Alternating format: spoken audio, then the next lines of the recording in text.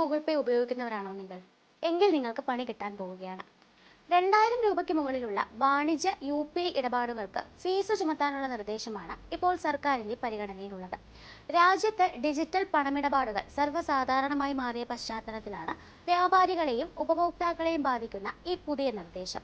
വ്യക്തികൾ തമ്മിൽ നടത്തുന്ന സാധാരണ UPI പണമിടപാടുകൾക്ക് ഈ ഫീസ് ബാധകമായിരിക്കില്ല.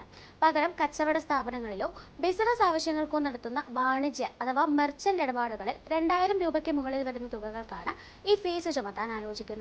ചെറുകിട കച്ചവടക്കാരെയും തെരുവ് വ്യാപാരികളെയും ഈ പുതിയ ഫീസിൽ നിന്ന് ഒഴിവാക്കിയിട്ടുള്ളതിനാൽ അവരുടെ ദൈനംദിന വ്യാപാര ആവശ്യങ്ങളെ ഇത് പ്രതികൂലമായി ബാധിക്കില്ല.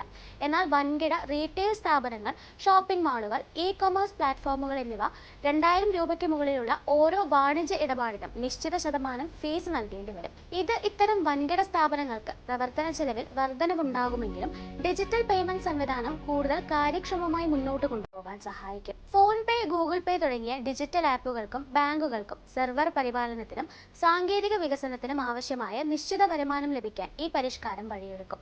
സൈബർ സുരക്ഷ വർദ്ധിപ്പിക്കാനും സൈബർ തകരാറുകൾ മൂലമുള്ള പേയ്മെന്റ് പരാജയങ്ങൾ കുറയ്ക്കാനും ഈ സാമ്പത്തിക സമാഹരണം ഉപയോഗപ്പെടുത്താം. ചുരുക്കത്തിൽ, സാധാരണക്കാരുടെ ചെറിയ ഇടപാടുകൾ പൂർണ്ണമായും സൗജന്യമായി സംരക്ഷിച്ചുകൊണ്ട് തന്നെ രാജ്യത്തെ ഡിജിറ്റൽ സാമ്പത്തിക ശൃംഖലയെ കൂടുതൽ ശക്തവും നിലനിൽപ്പുള്ളതുമാക്കാനാണ് ഈ പുതിയ നീക്കത്തിലൂടെ ലക്ഷ്യമിടുന്നത്. ചുരുക്കത്തിൽ, സാധാരണക്കാരുടെ ചെറിയ ഇടപാടുകൾ പൂർണ്ണമായും സൗജന്യമായി സംരക്ഷിച്ചുകൊണ്ട് തന്നെ രാജ്യത്തെ ഡിജിറ്റൽ സാമ്പത്തിക ശൃംഖലയെ കൂടുതൽ ശക്തവും നിലനിൽപ്പുള്ളതുമാക്കാനാണ് ഈ പുതിയ നീക്കത്തിലൂടെ ലക്ഷ്യമിടുന്നത്.